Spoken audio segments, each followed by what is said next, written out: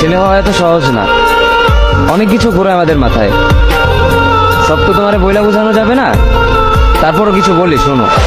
আমরা ছেলেরা বউর সামনে মার সাথে ভালো করে কথা বললে মারা চলে থাকা সন্তান, আবার মার সামনে বউর সাথে ভালো করে কথা বললে বউর গোলাম। নিজের ছেলে মেয়েদের যদি মারি আমাদের দয়া মায়া নাই, আর ওই ছেলে মেয়েদের যদি কিছু না বলি আশকারা দিতেছি।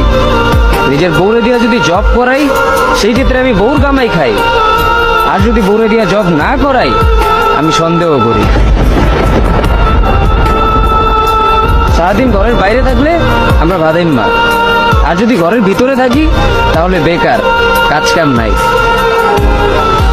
আর এই তোমাদের মেয়েদের গায়ে যদি আমরা ভুলেও টাচ করি না আমরা নির্যাতক, আর যদি তোমরা মেয়েরা আমাদের গায়ে হাত তুলো আমরা কাপুরুষ। আর একটা ছেলে কি বা করে পুরো লাইফে নিজের জন্য?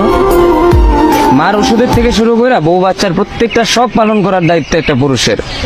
কিন্তু কি লাভ এত কিছু কইরা? দিন শেষে একটা ভুল করলেই সবাই ভুলা যায় যে কে কি করছে তার জন্য।